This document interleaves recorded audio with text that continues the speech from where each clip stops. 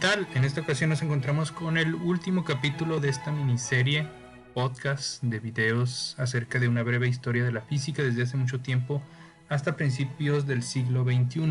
En esta ocasión vamos a platicar acerca del capítulo número 6, el cual he titulado El boom de la física de la revolución industrial. Si recordamos un poco nuestro capítulo anterior, nos quedamos en la ilustración, todo el desarrollo científico y filosófico que se llevó a cabo después del Renacimiento. Y ahora nos vamos a centrar en otra época llamada los inicios de la revolución industrial. Aquí, si lo están viendo como video, pues muestro unas imágenes relacionadas con lo que se venía viendo en la época de la revolución industrial, de la primera revolución industrial, por allá de los años 1800 en Inglaterra. Y pues vemos ahí un niño trabajando en una maquiladora, algunos instrumentos de trabajo y pues cómo eran estos nuevos mecanismos para producir riqueza, los cuales vamos a tratar un poco más adelante. Pero antes de llegar de lleno a esa parte, pues nos enfrentamos a un mundo que está lleno de cambios a nivel mundial. Los más representativos podemos hablar de la Revolución Francesa a finales del siglo XVIII, estamos en 1789, donde hay una serie de revueltas que ocasionan pues Revolución Francesa, donde los reyes de Francia pues mueren en la guillotina después de una serie de revueltas del pueblo francés. Y es ahí donde se hace con el poder pues Napoleón Bonaparte, que va a ser un dirigente, un conquistador también de esa época, bastante conocido.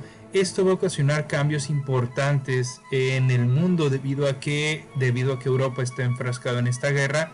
Se empiezan a debilitar el poderío de las colonias en América. Y por ahí, poquito antes, se venía lo que era la independencia de Estados Unidos. Y posterior a la Revolución Francesa sí vino lo que fue la independencia de México. Recordemos que pues aquí la carrera de Napoleón por la conquista se extiende por Europa y eso propicia que en México pues también se lleve un movimiento también independentista. A la par de estos acontecimientos vemos que aparece otro personaje muy importante, yo diría de los más importantes de la historia de la humanidad, que va a ser Charles Darwin, que va a proponer su modelo de la selección natural y la teoría de la evolución. Mucha gente dice que bueno, esto se reduce a que la gente viene del mono, y pues no, eso no es lo que dice la propuesta de Darwin acerca de la selección natural y la teoría de la evolución, sino que viene el ser humano y en general todos los animales de seres vivos menos evolucionados, más primitivos, por así decirlo.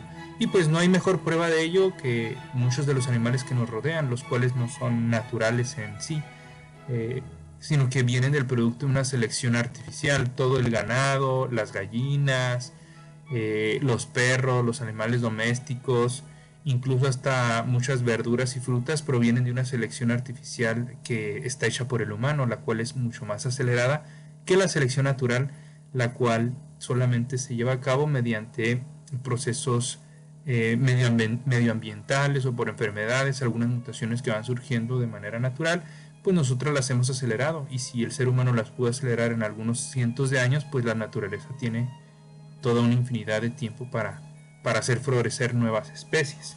Y como les comentaba, el ejemplo más plausible de esta pues yo diría ya ley de la evolución o selección natural, pues son los perros. La mayoría de los perros pareciera que son muy diferentes, pero provienen de un ancestro en común. Si vemos a un perro chihuahua chiquitito y vemos un San Bernardo enorme, resulta curioso ver cómo esos dos son tan familiares genéticamente, que provienen de un ancestro en común. Y ese ancestro en común se remonta pues a miles de años atrás, cuando los primeros canes provenientes de los lobos salvajes pues fueron domesticados, y es ahí que mediante una selección artificial de mezclar los chiquitos con los chiquitos, los bonitos con los bonitos, los peluditos con los peluditos, se van formando estas famosas, entre comillas, razas de animales, pero todas provienen de un ancestro en común, aun cuando parecen tan distantes hoy en día. Entonces, bajo esta lógica, lo mismo pasa o pasó con el ser humano. Todos los seres humanos provenimos de un ancestro en común junto con el resto de los animales. Lo que pasa es que ese ancestro común pues tuvo demasiadas ramificaciones producto de muchos cambios y variedades, de tal manera que se produjeron seres vivos con características diferentes. Mucha gente, por ejemplo, cree que las ballenas en algún momento que siempre han habitado en el mar, lo cual no es cierto. Las ballenas provienen de otro mamífero que en algún momento estuvo en la tierra y decidió regresar al mar, ¿no? Y es aquí donde la ballena fue cambiando hasta convertirse en el mamífero más grande sobre la tierra. Lo mismo pasa con otro tipo de mamíferos como los delfines. Entonces hay una historia evolutiva de estos seres vivos a través de la historia de la Tierra como tal, ¿no? Y esto pues nuevamente lo que plantea Darwin va a entrar en conflicto con lo que estaba establecido oficialmente por esta Iglesia Católica que se estaba tambaleando para esta época, y va a ser un golpe bastante fuerte, por lo cual esta obra de Darwin, pues como muchas obras de su época, va a ser catalogada como algo prohibido, que no encaja con el modelo actual. Y actualmente, pues después de mucho tiempo, ya es con los avances en el desarrollo de la genética, del genoma y todos estos estudios científicos nuevos, pues la iglesia no le queda más que aceptar que pues pudiera ser cierto, ¿no? Y incluso proponen un diseño inteligente para el origen de la vida, diciendo, bueno, sí, pues sí, surgió con diversos cambios, pero bueno, tiene que haber algún diseñador detrás de todo esto, no puede surgir de la nada, ¿no? Entonces vemos cómo pues el pensamiento también religioso se ha ido amoldando para no desaparecer a estas nuevas corrientes científicas que han florecido a través del tiempo. Y bueno, este personaje es un contemporáneo de estas fechas que estamos manejando, por lo tanto pues con eso podemos nosotros establecer que la vida pudiera no tener un origen divino, sino pudiera ser el mero resultado de la causalidad o del azar, ¿no? Tal vez en tanto tiempo del universo tuvo tiempo suficiente para que las partículas inorgánicas se fueron organizando hasta formar lo que conocemos hoy como vida y vida inteligente. En fin, posteriormente tenemos también algo interesante. Ya entrados en 1800 va a surgir, como les comenté al inicio, lo que es la primera revolución industrial, y con este surgimiento va a la par del estudio de las máquinas. Pues recordarán la máquina de vapor, el ferrocarril, van a ser de las primeras máquinas desarrolladas, las cuales van a facilitar, por así decirlo, el trabajo que se hacía manualmente por las personas. Y esos antiguos telares, esos antiguos talleres artesanales, donde pues teníamos un maestro artesano que enseñaba a sus súbditos, y de ahí surgía la parte mecánica del desarrollo de la humanidad, ahora va a ser sobrepasado por la máquina de vapor, y eso va a desplazar, claro, a todos estos pequeños artesanos que van a tener que buscar empleo en estas nuevas maquiladoras que van a surgir debido pues al poderío económico de quienes las poseen. Y mucha gente va a dejar el campo para irse a las ciudades a trabajar, ¿no? Entonces vamos a enfrentarnos a un nuevo modo de producción. Veníamos del feudalismo, donde poseer tierra y trabajar la tierra daba riqueza. Ahora trabajar y poseer medios de producción como estas empresas, estas maquilas, es lo que va a producir la riqueza mediante pues la explotación de los trabajadores, el cual es un modelo actual que se sigue reproduciendo, y quizás no seamos todos trabajadores en una maquiladora, pero somos parte efectivo de un engranaje que moviliza las líneas de producción a nivel mundial, las líneas de comercio, las líneas de distribución, todos formamos parte de ello, y pues eso nos hace seres o personas que tienen cierto nivel de efectividad para el sistema a final de cuentas, y seguimos siendo pues también explotados desde entonces. De hecho, durante estos primeros movimientos o el surgimiento de la revolución industrial, la gente dijo, bueno, pues ya va a haber máquinas que trabajen, se supone que mi calidad de vida debería mejorar. Sin embargo, empeoró. Para ponerlos en contexto, incluso las familias completas en los edificios en la Inglaterra de aquel entonces pues trabajaban armando cosas desde su casa, y todo el mundo cooperaba en este desarrollo, desde los más grandes hasta los más chicos. Incluso tendríamos niños trabajando en las maquiladoras porque no existían las leyes laborales, y eso va a surgir, esas leyes van a surgir mucho tiempo después de revoluciones importantes que van a dar las masas oprimidas para tratar de emanciparse de la explotación, y sin embargo nunca lo consiguieron.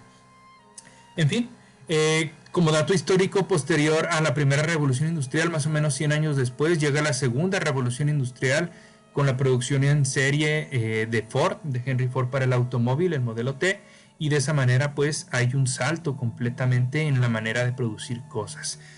Mucho tiempo después, por ahí 70 años después, viene la tercera revolución industrial con la automatización de los procesos. Ya tenemos aquí máquinas que empiezan a hacer cosas de manera más automatizada y por ahorita nos encontramos más o menos en la cuarta revolución industrial, que ya llevamos más o menos 10 años de esta nueva revolución, donde se ha introducido el Internet de las Cosas, el IoT, la manufactura aditiva, la inteligencia artificial, el data science, todo esto relacionado con las nuevas tecnologías que van a incorporar pues nuevas maneras de obtener riqueza de manera más automatizada, más inteligente, por así decirlo, y ahorita es donde nos encontramos inmersos. En fin, regresando un poco a la primera revolución industrial, va a surgir algo. Yo les había contado que la educación no era necesaria cuando éramos vasallos y plebeyos en el campo y ordeñando vacas y dedicándonos a las actividades primarias. Pero con la llegada de la revolución industrial va a ser necesario que el proletariado, todos nosotros, sepamos algo. Y esta va a ser la razón de la alfabetización y el estudio especializado. Es decir, ya se necesita una mano de obra capacitada para poder manejar máquinas, que comprenda de números, que haya sabido leer, escribir y que pueda manejar los mecanismos de estas máquinas que se han desarrollado. Esta es la razón principal por la cual existe actualmente las universidades técnicas, incluso cualquier universidad. La finalidad es brindarle al sistema mano de obra capacitada, que pueda funcionar y hacer funcionar los mecanismos de la obtención de riquezas que están a nuestro alrededor. Y pues antes no era necesario que las mujeres trabajaran, pero se van a empezar a incorporar posteriormente. Y de hecho a estas alturas todavía no, sino mucho tiempo después, porque no eran necesarias todavía. En fin, con el estudio de las máquinas, del vapor, de la fuerza, de los pistones, de la presión, va a surgir a la par, y yo diría que al mismo tiempo, el estudio de la termodinámica, la cual es pues el estudio de los gases. Y curiosamente pues son gases estáticos, a pesar de que la termodinámica dice como gases en movimiento. Se refiere a eso, ¿no? Entonces por ahí se establecen 3 leyes de la termodinámica, y la ley 0 se establece tiempo después, pero básicamente la ley 0 de la termodinámica va a indicar que si 2 cuerpos están en equilibrio con un tercero, entonces van a estar en equilibrio entre sí, aun cuando no estén ellos en contacto. Y la temperatura va a ser un escalar que va a medir ese equilibrio térmico entre los sistemas. Mucha gente incluso a la temperatura le llaman un velocímetro de átomos, porque los átomos al aumentar la temperatura comienzan a vibrar de manera más rápida, y pues es energía cinética atómica lo que se ve reflejado en el calor, la temperatura, ese tipo de cosas, ¿no? Y bueno, la primera ley de la termodinámica va a establecer una regla para la energía, y esta es que no se crea ni se destruye, solamente se va a transformar. Si estudiaron química recordarán una ley de conservación de la masa, que dice que la materia no se crea ni se destruye, solamente se va a transformar. Pues lo mismo va a suceder con la energía. La energía térmica de los sistemas se va a convertir en trabajo, y esto va a producir un funcionamiento de las máquinas de vapor en aquel momento, aunque esa definición de energía se va a traducir también a los sistemas eléctricos y los sistemas mecánicos que funcionan por gasolina. Entonces todas las máquinas a nuestro alrededor, desde un celular hasta una computadora, hasta una nave espacial, van a funcionar con base en las leyes de la termodinámica y son inquebrantables. La segunda ley de la termodinámica va a establecer un grado de eficiencia para las máquinas térmicas. Nos va a decir qué tan eficientes son, y se va a introducir un concepto llamado entropía. Muchos lo entienden como un nivel de desorden de algún sistema y tiene cierta relación, pero más que nada es una cantidad física que se incrementa en el tiempo para todos los sistemas térmicos, así para el universo también. Y esta cantidad puede darnos una idea acerca de la irreversibilidad de los procesos termodinámicos. Mucha gente la relaciona con la flecha del tiempo. Como esta cantidad aumenta de manera gradual en el tiempo para un sistema completo, se dice entonces que viajar en el tiempo implicaría que la entropía del sistema se viera reducida, y eso no es algo que sucede de manera natural. La entropía se puede reducir, sí, pero se necesita energía para lograrlo. Entonces las máquinas térmicas van a tener cierta eficiencia, donde el calor se va a transformar en trabajo, pero mucho de ese calor se va a desperdiciar en el mismo entorno. Uno, si quisiera enfriar un sistema, lo que es un refrigerador, va a necesitar ahora energía para bajar la temperatura, que de manera natural no disminuiría, o para invertir la flecha o la dirección en la que el calor se desplaza de un punto a otro. Entonces, de esa manera se puede utilizar la segunda ley de termodinámica para establecer estos criterios. Sin embargo, pues todos los procesos en la naturaleza van a ser irreversibles. Si se nos cae algo al suelo y se quiebra, pues era el punto donde el desorden tiende a incrementarse, y ordenarlo nos va a costar mucho trabajo o energía extra, volver a poner las piezas en su lugar, y de hecho pues es irreversible. Una vez que se quiebra algo, por más que le pongamos fuerza, no vamos a lograr pegar los pedacitos. Entonces es lo que establece más o menos la segunda ley de la termodinámica. Por otro lado, la tercera ley de la termodinámica va a decir que no se puede llegar al cero absoluto. Hay una relación ahí entre la compresibilidad de los gases y la incapacidad de alcanzar el cero absoluto, el cual se encuentra a menos 273 grados centígrados. Actualmente la temperatura del universo, después del Big Bang, del cual vamos a platicar más adelante, se encuentra más o menos en los 3 grados Kelvin, o sea, menos 270 grados centígrados es la temperatura más o menos que se ha registrado a todo nuestro alrededor. En fin, estas leyes van a ser primordiales, van a ser fundamentales para explicar el funcionamiento de las máquinas, y es por eso que vamos a hablar a partir de aquí de un boom de la física, de los desarrollos científicos. Pero a la par de que se desarrollaba la termodinámica, ya se habían empezado a desarrollar otras áreas. Unas de esas áreas pues son aquellas que están relacionadas con la electricidad y el magnetismo. La mecánica clásica de Newton también ya había dado pie desde mucho tiempo antes para el movimiento de los objetos, y desde las balas que caen o los cañones que se lanzan, los cañonazos, hasta cómo van a orbitar los planetas alrededor del Sol. Se había desarrollado la estadística, la parte óptica de la luz también. La luz era un tema de estudio. Incluso Newton tenía un modelo corpuscular de la luz, es decir, él decía que la luz estaba formada por pequeñas partículas.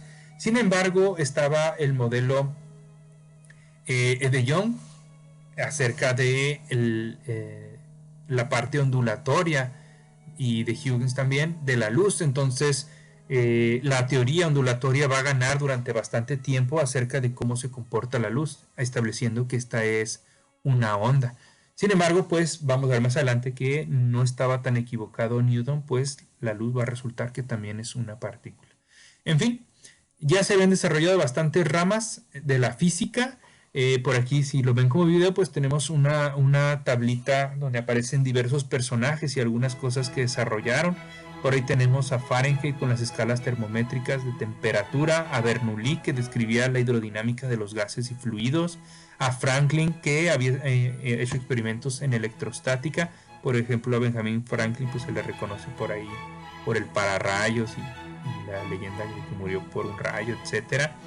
Existe el calor latente y el calor específico, lo que es la emisión de cuerpos negros que emiten luz con la temperatura. Coulomb había desarrollado también la parte electrostática. Existe la famosa ley de Coulomb para las cargas eléctricas. Volta había inventado lo que es la batería eléctrica.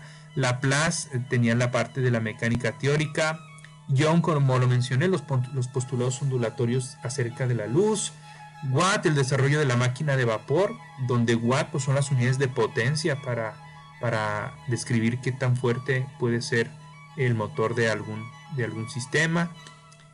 Faraday también había incursionado en lo que es la electricidad, y hay leyes de la electrodinámica que tiene pues la ley de Faraday, por ahí tienen su nombre. Joule, el calor en forma de energía, que también establece cómo vamos a medir la energía en joules. Y actualmente otra unidad pues son las famosas calorías, que están hasta en la comida, y pues equivalen a cierta cantidad de joules, que son unidades de energía. Por ahí Lord Kelvin había desarrollado las leyes de la termodinámica también, y estableciendo el 0 Kelvin como la temperatura más baja universal.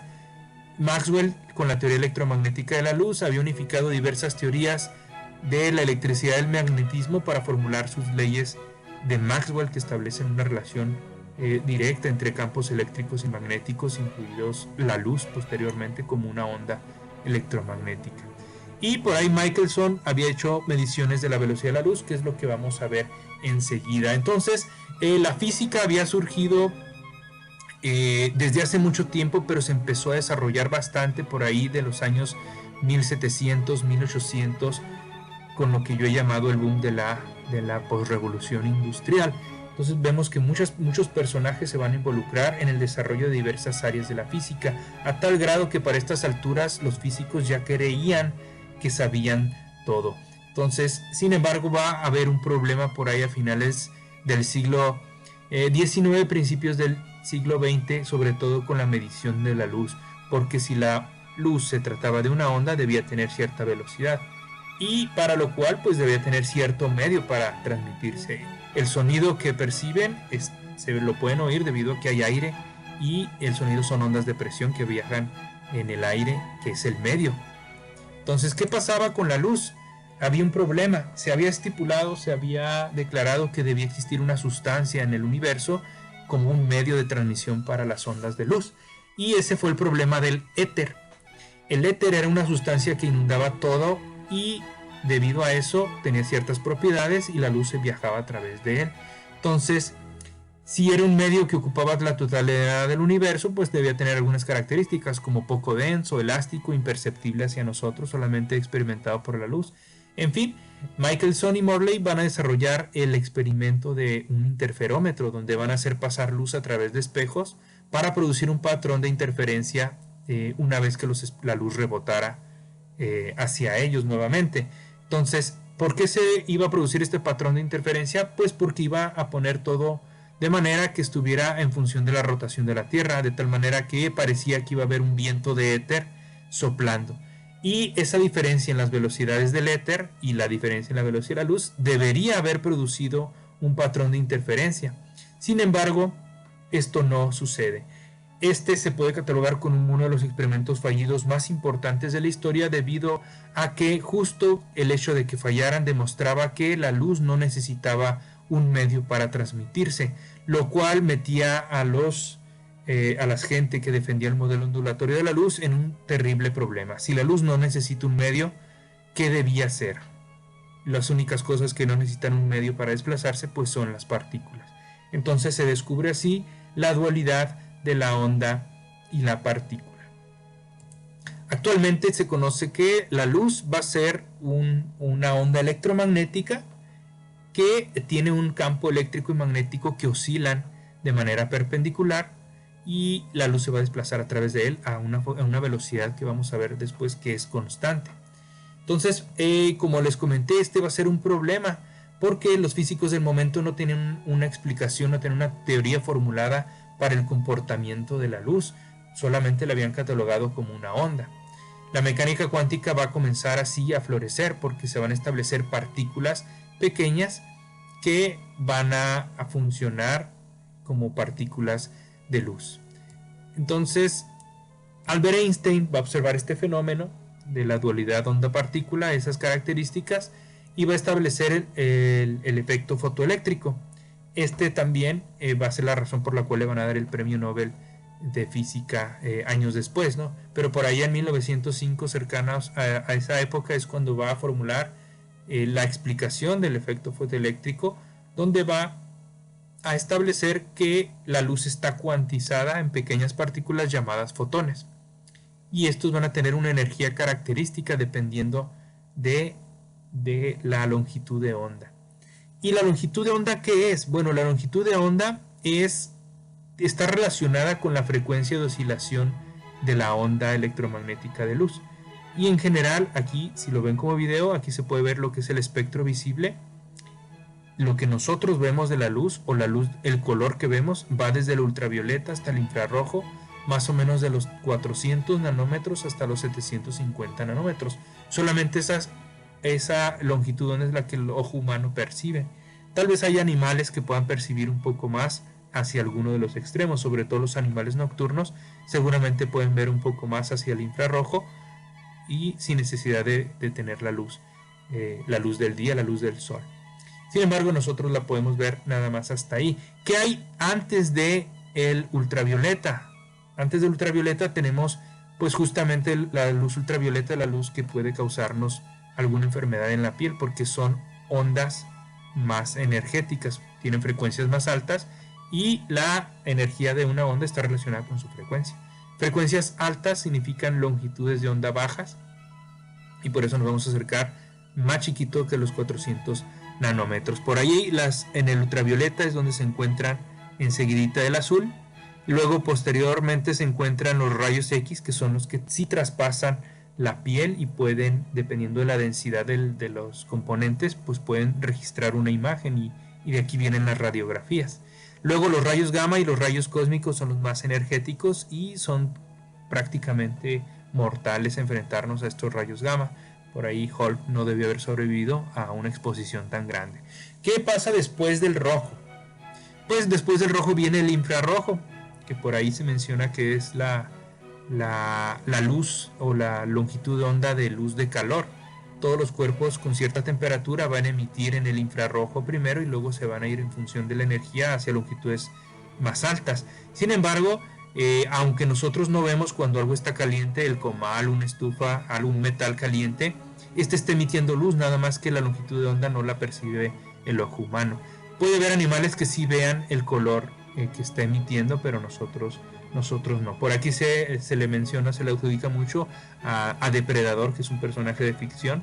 Bueno, él ve en el infrarrojo el calor de las personas. Posteriormente encontramos las microondas, que vienen pues del horno de microondas, las ondas de radar y las ondas de radio, que son longitudes de onda cada vez más largas, que van desde los centímetros hasta los metros o incluso los kilómetros, hasta frecuencias muy bajas de los megámetros, que se encuentran mucho más para allá. Pero entonces todas las longitudes de onda del celular, de la televisión, de la radio se encuentran por acá. Nosotros no las percibimos, nos traspasan en todo momento, porque tenemos emisores de estas longitudes de ondas para sintonizar los canales y la televisión, y pues de esta manera está distribuido lo que es el espectro electromagnético. Nosotros vemos una fracción de eso y es lo que nosotros conocemos como luz, pero hay luz que no vemos y forma parte de este espectro. Todas las longitudes de onda surgen del Sol en mayor o menor medida y nosotros pues observamos algunas de ellas, pero podemos ver el Sol en algún filtro, en rayos UV, en rayos infrarrojos, etcétera, y vamos a ver cosas que pareciera que no están ahí a simple vista. En fin, esto es un resumen de lo que va a ser cómo se ha posicionado ahora la luz como un problema para la física. Como les comentaba, va a haber varias, aquí una disculpa, va a haber varios gente que va a postular acerca de estos temas para desarrollar lo que va a ser la mecánica cuántica. Entre ellos va a estar Max Planck, por ahí no sé si se escribe así, ya no me acuerdo muy bien. En fin, creo que sí es Max Planck con doble concepto. Edwin Schrödinger también, Bohr, Einstein. Va a haber una gran cantidad de personajes que van a estar participando en el desarrollo de estas nuevas teorías para explicar el comportamiento corpuscular y ondulatorio de la luz. Y esta mecánica cuántica se va a centrar a escala muy pequeña al estudio de las partículas y las ondas a escala bastante pequeña, porque van a surgir una serie de fenómenos interesantes a este tipo de escala. El modelo de Bohr, que era uno de los más famosos, incluso es el más estudiado en la química clásica, desde la secundaria hasta la universidad, pues es el que establece que hay orbitales donde están posicionados los electrones, y el neutrón y el núcleo y los protones se encuentran pues en la parte central, como un mini sistema solar. Sin embargo, este modelo de Bohr pues no es el correcto es el modelo atómico postulado por la mecánica cuántica, donde los electrones están oscilando de manera cuantizada en sus energías alrededor del átomo, y solamente energías muy particulares para la luz van a poder hacer que se desprendan electrones produciendo electricidad, como lo estipula el efecto fotoeléctrico, y eso va a depender del color de la luz o de la frecuencia o longitud de onda de la luz, no de la intensidad. Es decir, si lanzamos luz roja, muy roja, muy intensa, eso no implica que van a salir los electrones volando de las órbitas para producir una corriente eléctrica con el efecto fotoeléctrico, sino longitudes de onda azules o ultravioletas son las que tienen la energía necesaria para poder sacar de su órbita o de su posición a los electrones y producir corrientes eléctricas. Y esto es así como funcionan pues las celdas solares, básicamente. En fin, esto tiene implicaciones bastante interesantes. La energía va a estar cuantizada en la mecánica cuántica, va a estar hecha de pequeños paquetitos de luz llamados cuantos. Nos va a hablar también de la probabilidad de encontrar algo en algún lugar. A estas escalas pequeñas, como todo está oscilando, las ondas son difíciles de ubicar, entonces van a tener un problema referente a la posición y a la velocidad. Y esto va a estar quedando establecido como el principio de incertidumbre de Heisenberg. Entonces se puede conocer la posición o se puede conocer la velocidad, pero no ambas al mismo tiempo, y solamente hasta un grado de h barra sobre 2, donde h barra pues va a ser la constante de Planck. En fin, también se establece lo que es la ecuación de Schrödinger para establecer dónde se encuentra, qué probabilidad existe de encontrar una partícula en determinado lugar. Y pues el famoso experimento de la doble rendija para la luz nos va a producir un patrón de interferencia. Sin embargo, también esto se puede hacer con electrones, pues son partículas que están a escala suficiente para poder tener un comportamiento ondulatorio. Y por ahí se habla de que cuando uno pone un detector para ver por dónde se va el electrón, si por un lado o por el otro, no se va a encontrar el patrón de interferencia. Pero cuando uno lo deja hacer, sí se va a encontrar el patrón de interferencia. Lo que se habla posteriormente de esto es pues el famoso colapso de la función de onda, donde nosotros al observar un fenómeno evitamos que pase con naturalidad. Es como ir de safari y ver que los leones nos ven cuando están de caza y tal vez se comporten de una forma, y cuando no nos ven se comporten de una muy diferente. En fin, este tipo de fenómenos extraños que parecieran algo muy raro a la escala no atómica van a empezarse a ver, y sus explicaciones pues tienen que ver con una rama que es la mecánica cuántica. Por ahí otro de los experimentos famosos relacionados con la mecánica cuántica va a ser el experimento del gato de Schrödinger.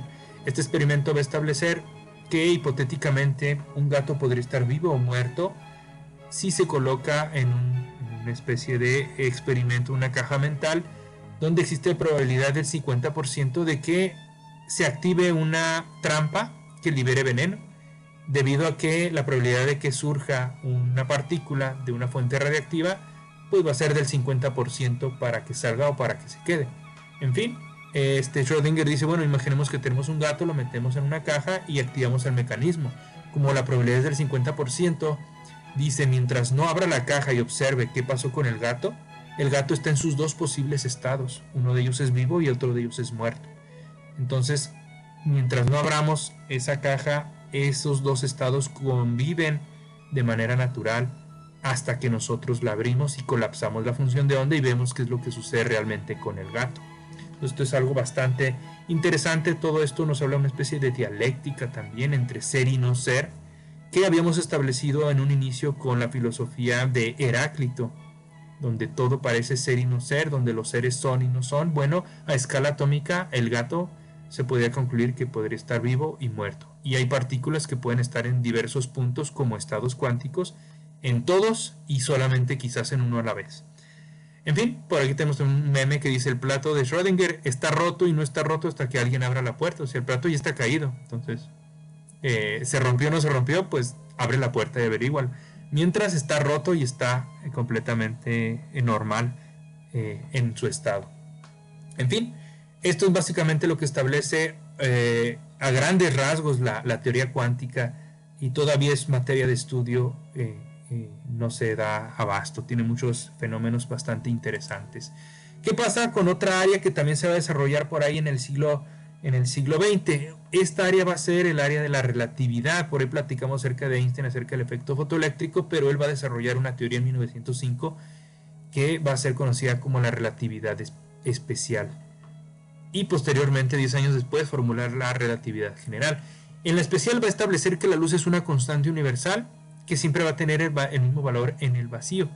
Y la velocidad de la luz es aproximadamente 300.000 kilómetros por segundo, mientras que la del sonido es 333 metros por segundo. No es para poner un ejemplo de qué tan rápida es la luz.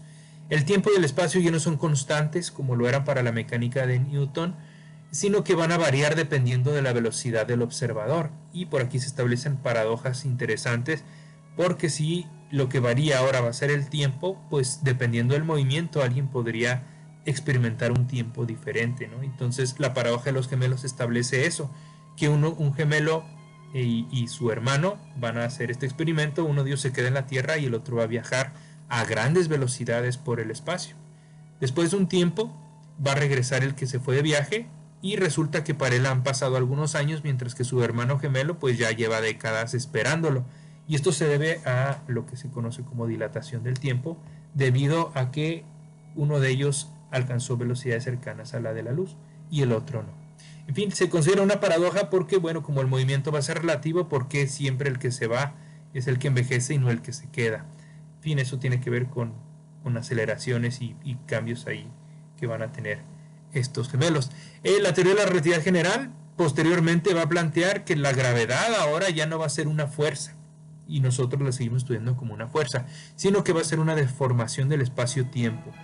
Si han visto esta película llamada Interestelar, ahí se explica cómo funciona el tiempo cuando se encuentran objetos en sistemas gravitacionales muy enormes, bastante pesados. En fin, aquí se empieza a derrumbar toda la mecánica clásica, en el sentido de que empieza a haber una nueva explicación de los fenómenos del mundo. Y es lo que les comentaba, la ciencia no tiene por qué ser un dogma, no tiene algo establecido e inamovible, sino que tiene un rango de validez. Después de superarse ese rango, se puede plantear una nueva teoría que va a explicar esas cosas y quizás otras cosas que no se habían planteado antes.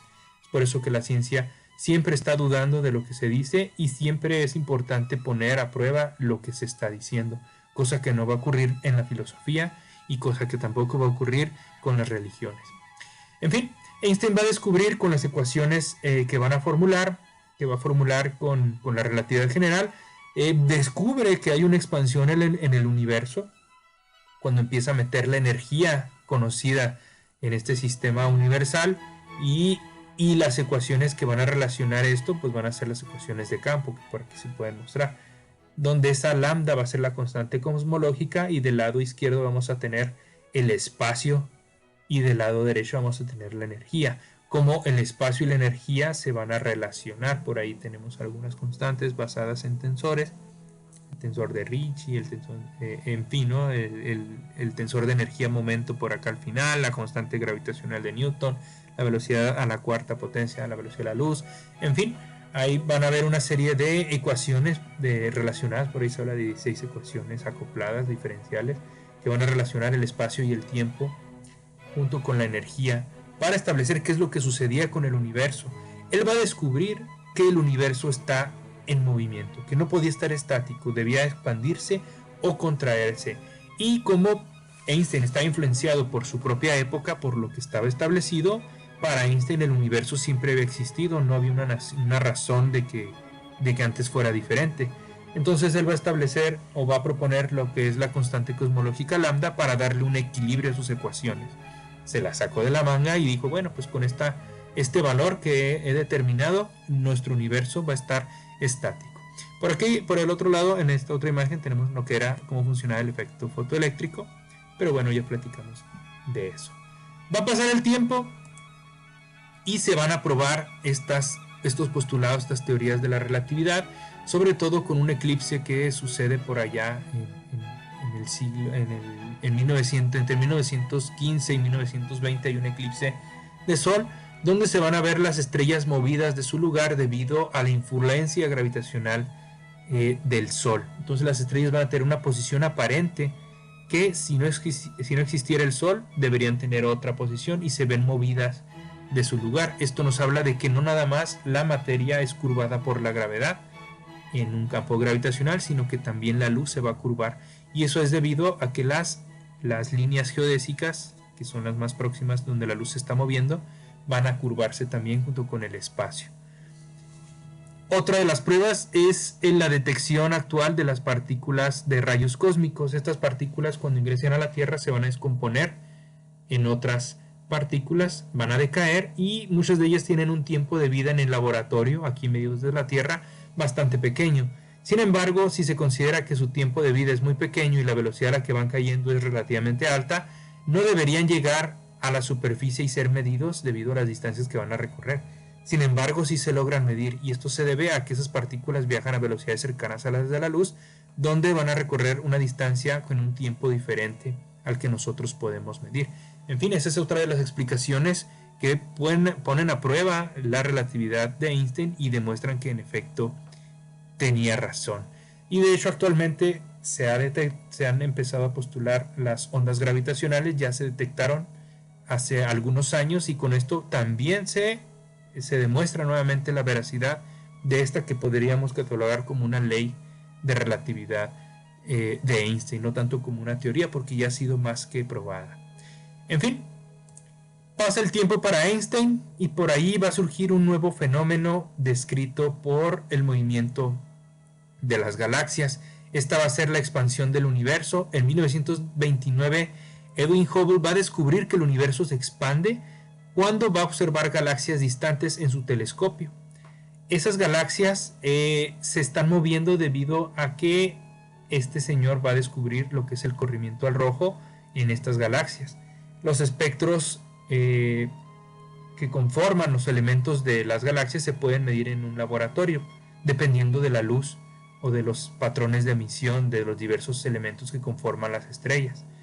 Y va a descubrir que esos patrones de emisión van a tener una forma que es como una huella digital característica de los elementos que conforman la tabla periódica. Sin embargo, van a estar corridos hacia el rojo para cuando compare estas mediciones con las mediciones en Tierra y las mediciones de galaxias, y se va a dar cuenta que todas van a estar movidas hacia el rojo. Y eso se debe a que existe un efecto Doppler para la luz. Cuando un objeto luminoso se aleja y emite luz, va a aparecer un poco más rojo, y cuando un objeto luminoso se acerca va a aparecer un poquito más azul la luz que va a emitir. Entonces este señor Hubble va a descubrir que todas las galaxias parecen alejarse de nuestra galaxia, y eso no va a querer decir otra cosa más que todas se están alejando entre sí. Ni siquiera se atreve a postular que somos el centro del universo, ni mucho menos como mucho tiempo atrás, sino que estas galaxias se van a estar alejando entre sí, y si todas se están alejando quiere decir que en algún momento estuvieron más cerquitas en el pasado, y es ahí donde se va a formular la famosa teoría del Big Bang, donde se establece que todo el universo en algún punto del pasado estuvo confinado en un punto de densidad y temperatura prácticamente infinitas, y que después se llevó a cabo esta gran explosión. Y hay bastantes teorías que postulan qué es lo que ha pasado. Se ha estimado la edad del universo en más o menos unos 14.500 millones de años. La edad de la Tierra es de unos 4.000 millones de años. Entonces, hace 10.000 millones de años antes de que la Tierra se formaba, pues el universo prácticamente se estaba expandiendo desde entonces. En fin, y aquí es donde vamos a llegar a algo nuevo. Pues sí, resulta que posterior a los descubrimientos de Hubble, el mundo se ve inmerso en otra cuestión histórica bastante lamentable y que fue de magnitudes globales, que fue la Segunda Guerra Mundial. Es así como vamos a dar inicio a la era atómica, que puede ser, más que nada yo consideraría que un episodio pesadillesco para lo que imaginaban Demócrito y Leucipo con la idea del átomo, porque aquí se va a hacer plausible. Ya tenía tiempo de haberse desarrollado lo que era la radiactividad por Marie Curie, que es una persona que ganó el premio Nobel de Física, una mujer bastante brillante en el área de la radiactividad. Descubrió ahí la radiactividad y murió junto con su esposo pues de esta enfermedad. Y pues ya se habían llevado a cabo estudios en el área de los átomos, pero todavía no se había desarrollado lo que era un arma atómica. Entonces Einstein va a participar también de una manera que luego se va a arrepentir, porque cuando el régimen nazi se estaba apoderando de Europa, Einstein temía que que los nazis desarrollaran su propia bomba atómica, porque era un conocimiento que ya estaba en manos de muchas personas, pero no se había desarrollado un arma de esa magnitud. Entonces Einstein junto con otro personaje van a escribir una carta al presidente de aquel entonces de los Estados Unidos, Roosevelt, en el que pues menciona la preocupación que tenían respecto a que el régimen nazi de Hitler se hiciera con un arma nuclear. Ese hubiera sido pues el parteaguas de la historia como la conocemos no la hubiéramos contado. Ahorita aquí estaríamos dominados por este régimen y muchos de nosotros ya no existiríamos, ni nuestros familiares antepasados, ni nadie, si el régimen nazi hubiera desarrollado esta arma. Entonces Einstein va a incitar al presidente Roosevelt para que comience un programa nuclear para investigar estas armas primero que los nazis. Entonces por ahí corren teorías de que los nazis estuvieron a punto de lograrlo, sin embargo no lo hicieron. Y pues Einstein se va a arrepentir tiempo después, porque por allá en 1945, casi al finalizar la guerra, es cuando se termina el proyecto de la arma atómica de Estados Unidos y es lanzada sobre Hiroshima y Nagasaki, terminando así prácticamente con la Segunda Guerra Mundial, después de una intervención militar. Pero este va a ser el punto que va a hacer el hasta aquí, el se acabó la guerra, porque Estados Unidos tiene un arma que nunca se había visto antes en la historia, capaz de destruir ciudades en segundos, y pues más o menos se habla de 150,000 muertos los que se llevó esta explosión o esta serie de explosiones atómicas en Hiroshima y Nagasaki. Es por eso que Einstein tiempo después, al ver lo que había pasado, pues se arrepiente, porque él fue uno de los incitadores. Igual tenía sus razones para impedir que los nazis la desarrollaran. Alguien tenía que hacerla primero, y quizás dentro de todos los males que ocasionó esto, pues quizás fue el menos peor, pero se va a sentir bastante arrepentido después de esto que sucedió.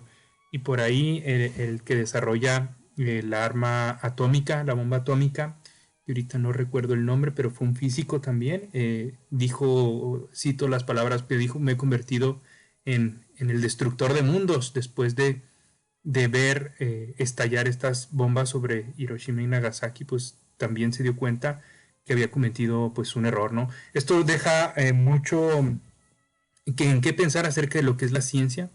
Por un lado nos ayuda a descubrir el universo, a ver cómo funciona, sus capacidades, pero también por el otro pues necesita ética para funcionar, y la Segunda Guerra Mundial fue un gran experimento en el área de la ciencia, pero sin ética. Se llevaron a cabo bastantes experimentos en nombre de la tecnología, de la ciencia, pero inhumanos muchos de ellos, y con consecuencias devastadoras para la humanidad como tal, para la naturaleza y en todos los sentidos. Entonces, bueno, esta es una historia oscura de lo que ocurrió hace ya más de 60 años debido al desarrollo de estas armas atómicas, las cuales pues eran pequeñas, no eran bombas atómicas igual de poderosas que las que existen hoy en día. De hecho, las que existen hoy en día, pues no sé, decir 1000 veces más poderosas, pues yo tal vez me quedaría corto, pero estamos hablando de bombas de algunos kilotones, que es la potencia en la que se miden las explosiones, kilotoneladas, o sea, miles de toneladas de TNT, que es un explosivo, trinitrotolueno me parece que se llama.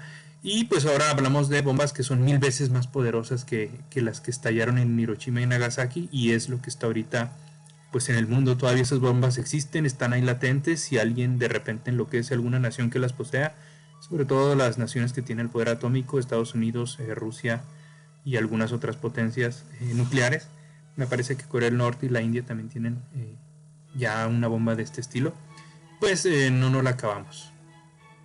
En fin, así sucede un poco esta escena trágica de la historia, y con eso pues nos queda la reflexión de que hay que tener ética al momento de desarrollar cosas científicas, y muchas cosas cambiaron después de la Segunda Guerra Mundial respecto al desarrollo de experimentos, sobre todo en seres humanos. En fin, tiempo después, lo que estamos viendo acerca de lo que es el descubrimiento de la expansión del universo, dejando un poco atrás esta cruenta parte de la historia, pues Einstein, después de descubrirse la expansión del universo, va a declarar que la constante cosmológica que él se había sacado de la manga para meterla en sus ecuaciones y mantener un universo en equilibrio estático, pues había sido el más grande error de su vida, porque el universo se expandía. Entonces él pudo haber predicho la expansión del universo, de no ser porque vivía influenciado por su cultura, por su tiempo histórico, su momento histórico, donde pues el universo era algo estático. Entonces también esto nos deja una lección acerca de cómo es la ciencia, de que no hay que tomarnos todo como si fuera la verdad absoluta, sino que podemos luego refutar esas verdades que pueden ser momentáneas debido a nuevos avances tecnológicos. En fin, él va a pasar el resto de su vida por ahí en los años 50 tratando de unificar todas las teorías que se conocían, porque la mecánica cuántica, la relatividad, la mecánica clásica, la física estadística, la termodinámica, la electrodinámica, todas estas ramas de la física deberían tener una manera de unificarse y formular una teoría completa que describiera todos los fenómenos de la naturaleza. De hecho, esto es el talón de Aquiles de los físicos actualmente, porque no lo han logrado hacer. Y Einstein trató de formular esta teoría del todo durante el resto de su vida y va a morir tratando todavía de formularla. Actualmente ya se han unificado algunas de estas ramas, ya se encuentra una rama de estudio que es la electrodinámica cuántica, que ha logrado unificar la electricidad, el magnetismo y la mecánica cuántica. Sin embargo, la teoría de la relatividad general, por su forma en la que está escrita matemáticamente, es incompatible con la formulación de la mecánica cuántica, lo cual hace que sean pues como irreconciliables. Y solamente la relatividad general se va a aplicar a escalas enormes del universo, mientras que la mecánica cuántica se va a aplicar a escalas del universo microscópico, de lo muy muy chiquitito.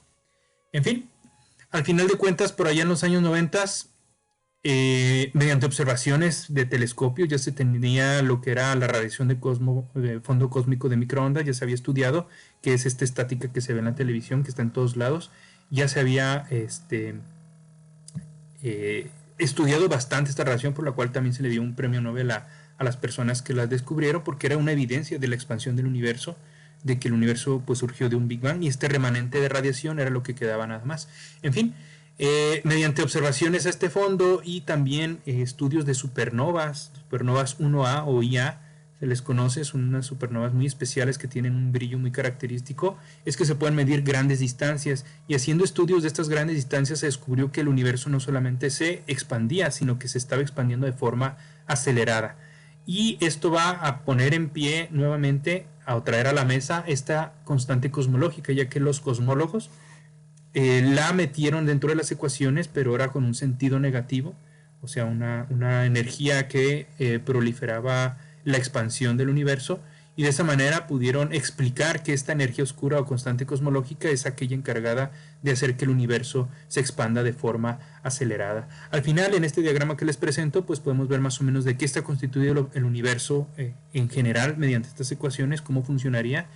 Por ahí el 0.03% son los elementos pesados. ¿Cuáles son? Pues todos los de la tabla periódica, que generalmente, como les expliqué en un video anterior, se forman dentro de las estrellas por nucleosíntesis estelar debido a la fusión de elementos, y posteriormente en explosiones de supernova pues se forman los elementos más pesados. También tenemos los neutrinos, que son partículas que viajan a velocidades cercanas a las de la luz y que casi no tienen masa y forman el 0.3% de la composición del universo. Las estrellas que observamos a todo nuestro alrededor, prácticamente todas las galaxias con composición estelar, tienen un 0.5%.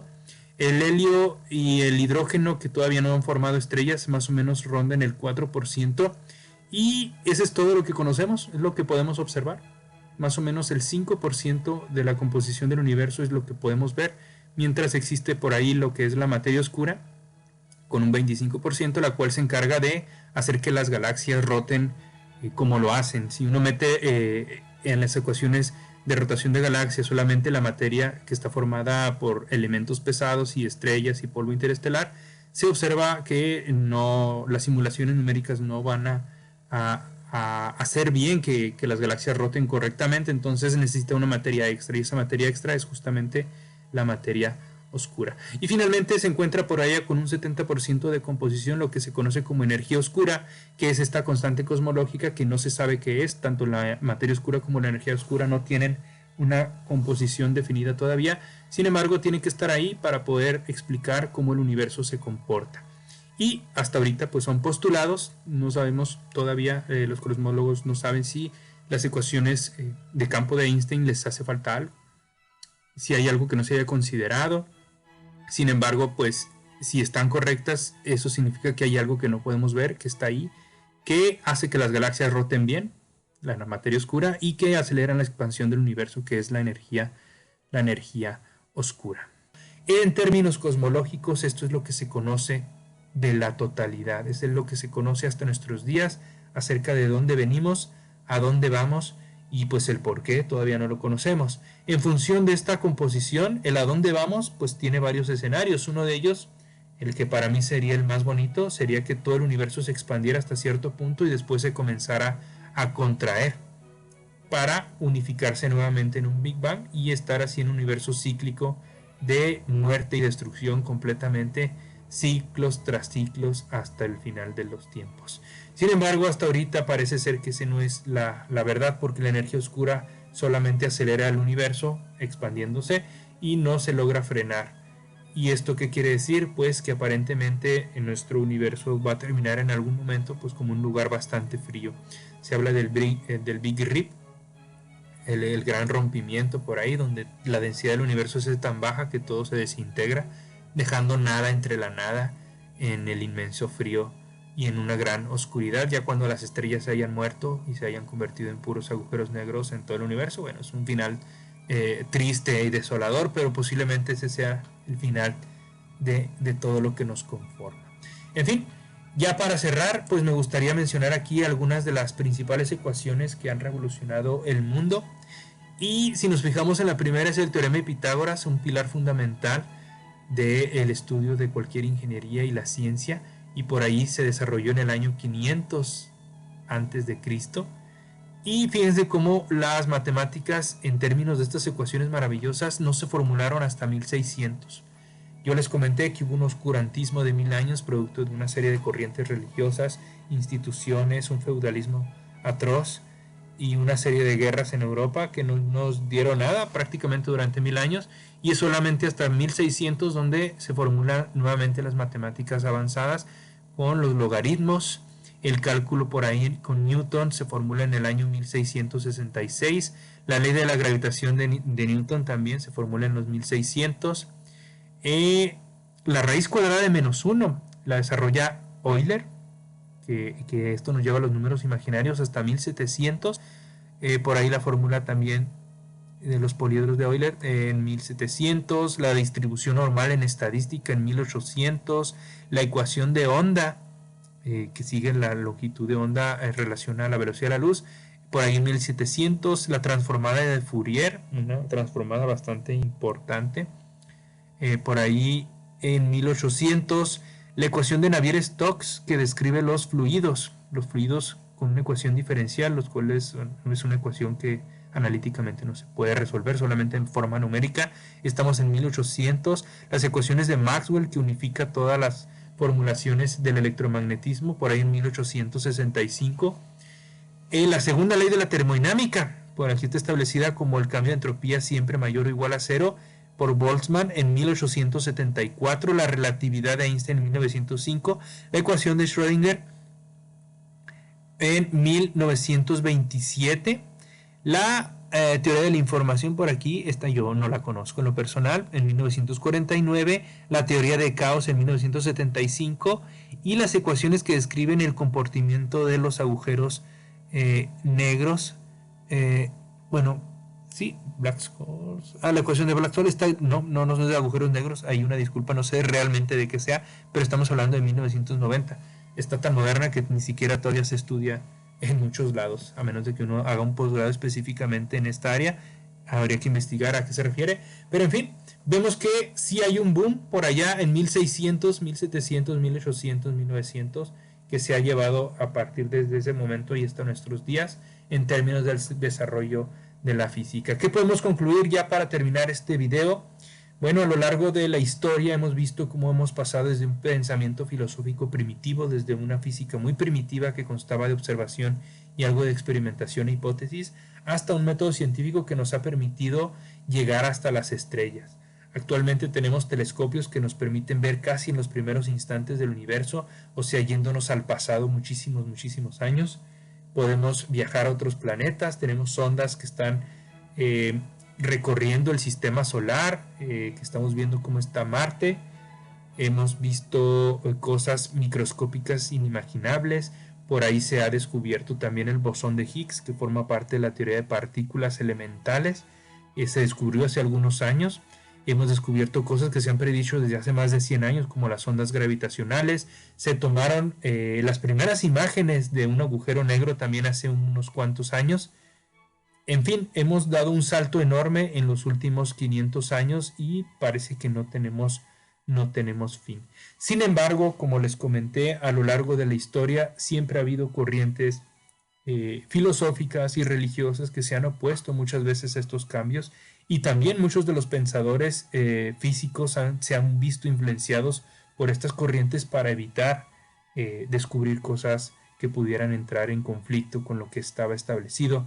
Sin embargo, nuevamente les reitero, la ciencia no es dogmática, no hay un pilar dogmático que se tenga que creer y se tenga que defender a muerte para defender también así la verdad, sino que todo se somete a un riguroso escrutinio, y la finalidad de la ciencia, a final de cuentas, es descubrir cómo funciona el universo a nuestro alrededor, qué leyes se encuentran detrás de estas matemáticas que describen el universo, y así poder establecer realmente cuál es nuestro origen como especie, pero también como universo, cuál es también así nuestro destino, hacia dónde vamos, que son las preguntas de las cuales partimos en nuestro primer video.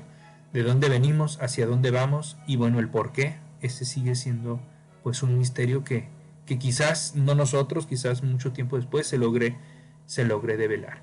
En fin, este video pues es el más largo, sin embargo involucra pues enormemente grandes descubrimientos de la historia que nos han posicionado donde nos encontramos ahorita, y con esto terminamos esta serie de videos conocida como La breve historia de la física, desde hace muchos años hasta nuestros días.